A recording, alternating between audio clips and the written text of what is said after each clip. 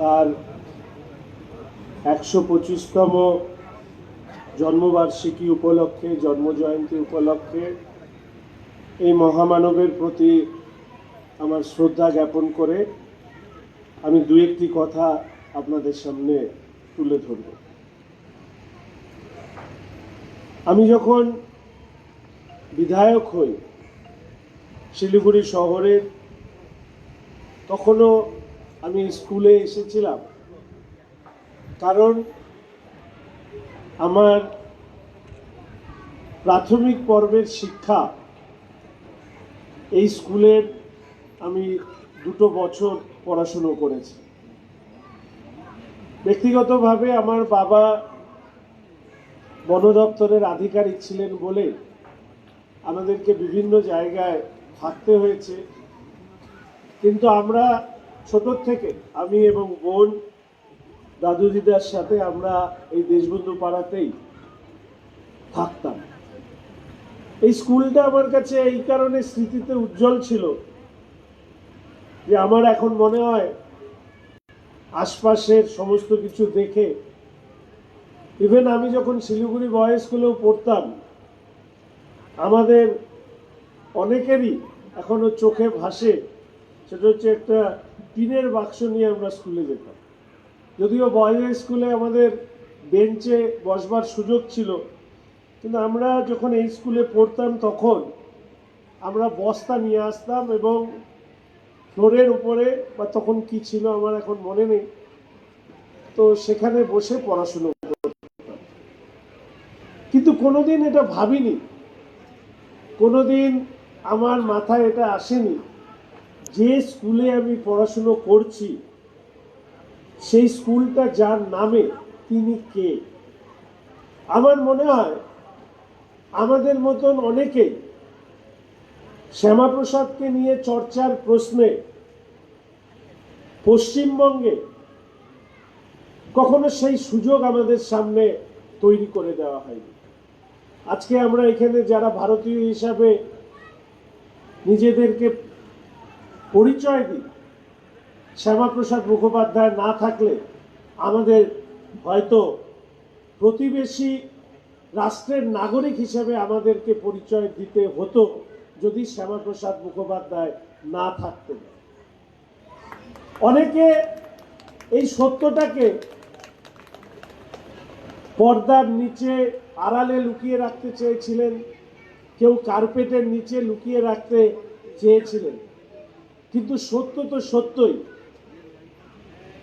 পশ্চিমবঙ্গ বিধানসভায় বিরোধী দলের বিধায়ক হয়ে যাবার পর আমরা 20শে জুন পশ্চিমবঙ্গের প্রতিষ্ঠাতা দিবস শুরু করবার পরে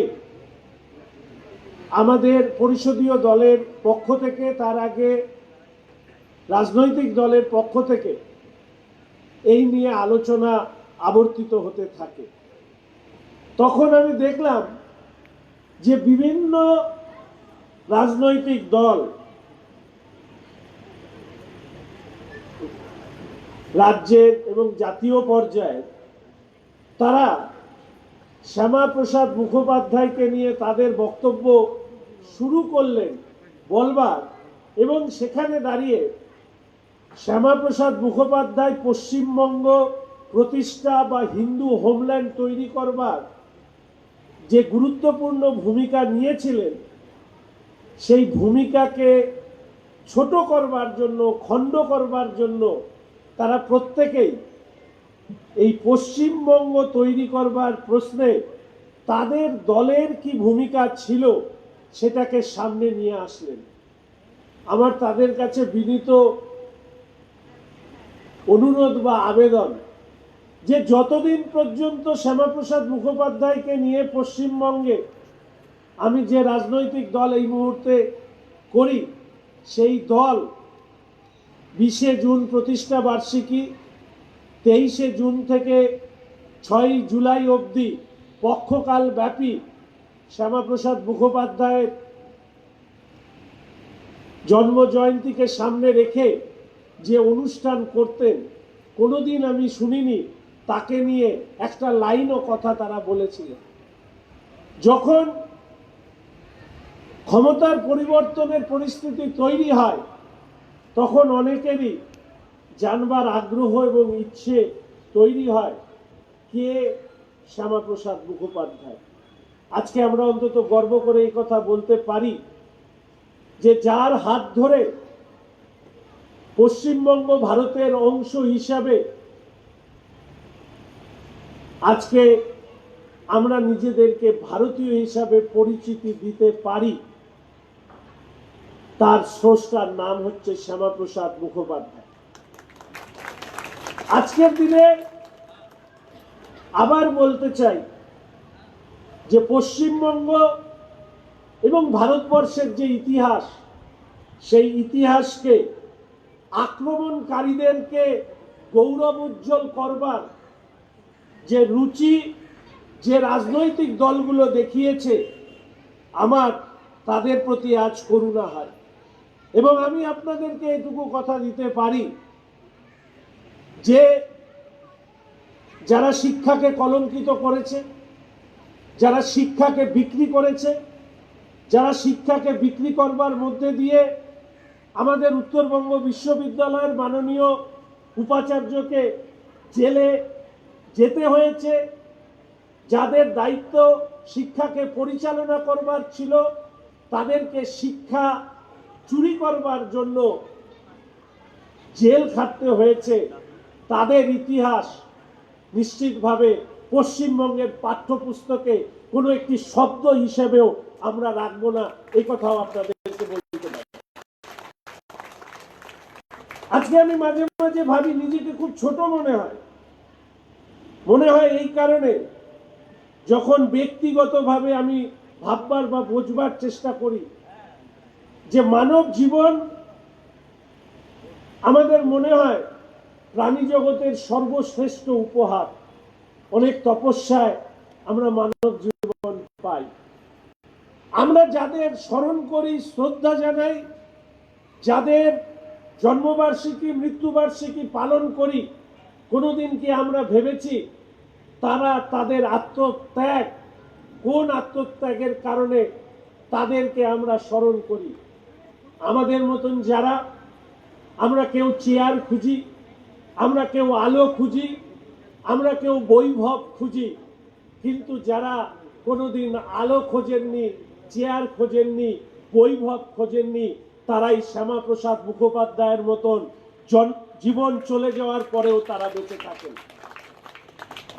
আমি যখন এখানে এসে বসে, আমার তো নিজের প্রতি আমার নিজের কোথাও একটা লজ্জা বোধ তৈরি হলো যে আমার পাশে যিনি বসে আছেন তার নাম হচ্ছে শ্রীমতী হাসি রানী দে।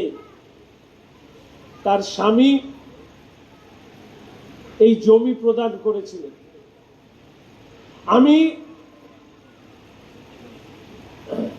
ওনাকে শুধু এইটুকু বলতে পারি যে আপনার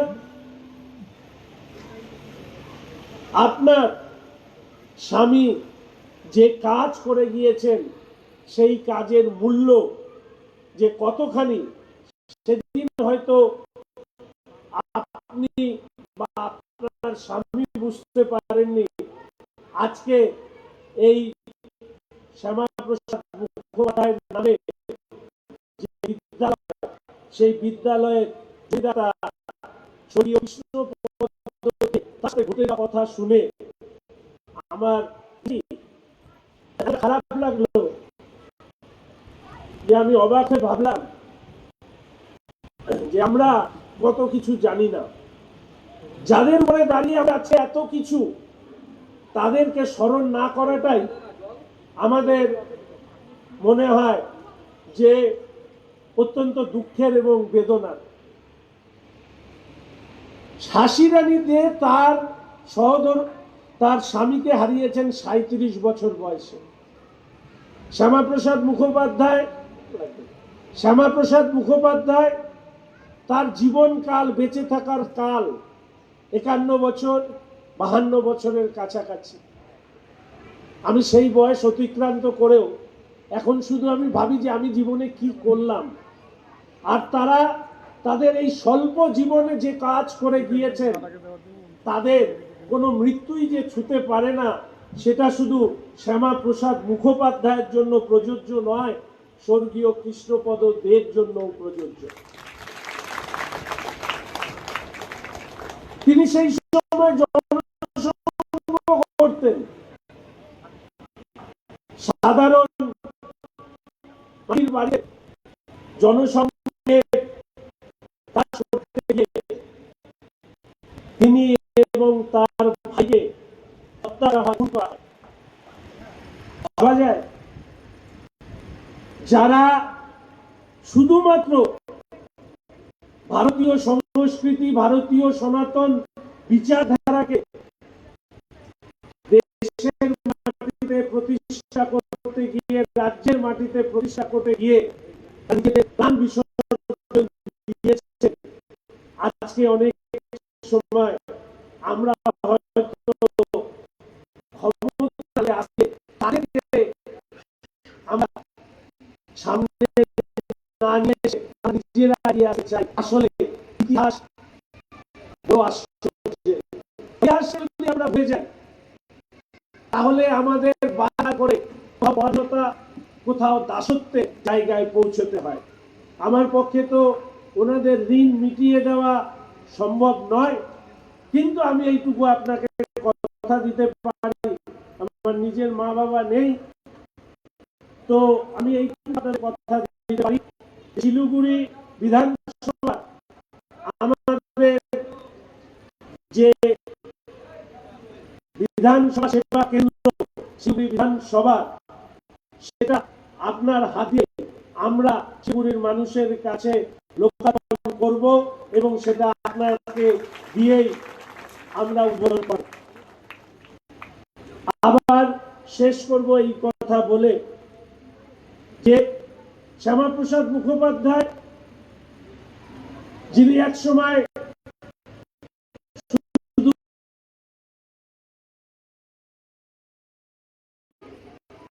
এই প্রাতঃস্মরণীয় ব্যক্তিদেরকে আমাদের যুগে যুগে অন্তত নিজেদের মনের মধ্যেকার যে দ্বন্দ্ব, যে গ্লানি, যে ক্ষমতার প্রতি একটা লিপ্সা, সেগুলোকে দূর করবার ক্ষেত্রে যদি প্রতিদিন এদের কথা ভাবি, তাহলে আমরা নিজেদেরকে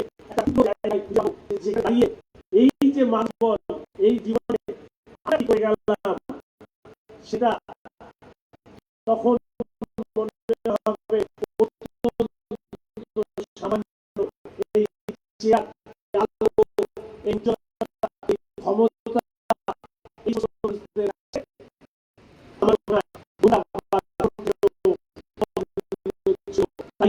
তাদের মৃত্যু মানুষ স্মরণ করে তাকে জন্ম মৃত্যু পারেন না। ফলে শ্যামাপ্রসাদ মুখোপাধ্যায়ের 125তম জন্মবার্ষিকীতে আজ সারা রাজ্যে, সারা দেশে আমরা পালন করছি। আজকে স্বরাষ্ট্রমন্ত্রী তিনি আসবেন এবং শ্যামাপ্রসাদ তার 125 কলকাতাতে তার আজকে উদ্বোধনী অনুষ্ঠান হবে। আমি সারাদিন বিভিন্ন প্রোগ্রামে থাকবো ভেবেছিলাম, কিন্তু আমাদেরকে বলা হয়েছে স্বরাষ্ট্রমন্ত্রী আসছেন, ফলে আমাদের চলে যেতে হবে। আমি এখানে সঙ্গে আমার পক্ষ থেকে, আমাদের রাজ্যের মাননীয় মুখ্যমন্ত্রী শুভেন্দু অধিকারী মহাশয়ের পক্ষ থেকে, আমাদের মন্ত্রিসভা এবং রাজ্য সরকারের পক্ষ থেকে, এখানে শিলিগুড়ি মিউনিসিপ্যাল কর্পোরেশনের কমিশনার সহ অন্যান্য বিশিষ্ট অতিথিরা আছেন, তাদের পক্ষ থেকে আমি ধন্যবাদ জ্ঞাপন করছি আপনাদের উপস্থিতির জন্য। আগামী দিনে নিশ্চিতভাবে শ্যামাপ্রসাদ মুখোপাধ্যায়কে নিয়ে আরও অনেক কাজ হবে। ইতিমধ্যে আমার পাশে দাঁড়িয়ে একজন বলে গেলেন তারা একটি ভবন নির্মাণ করবেন, ফলে শ্যামাপ্রসাদ মুখোপাধ্যায়ের নামে আমি বলেছি, তাদেরকে স্বাগত জানিয়েছি। সুভাষপল্লী ওয়েলফেয়ার সোসাইটি বা ওয়েলফেয়ার অর্গানাইজেশন, তারা বাচ্চাদের জন্য আজকে কিছু উপহার নিয়ে এসছেন, আমি অনুরোধ করেছিলাম হার্ডওয়্যার মার্চেন্ট অ্যাসোসিয়েশনকে যে এই স্কুলটিকে অ্যাডপ্ট করে নতুন করে বানিয়ে দেওয়ার জন্য, সুন্দর করে। তারা আমাকে বলেছেন এই স্কুলটিকে তারা নতুন করে বানিয়ে দেবেন। আমি কমিশনার শিলিগুড়ি মিউনিসিপ্যাল কর্পোরেশন, তাকেও আমি বলেছি যে এই ব্যাপারে সহযোগিতা করবার জন্য। শিলিগুড়ি 4 নম্বর বড় অফিসার আছেন, আমি তাকেও বলবো।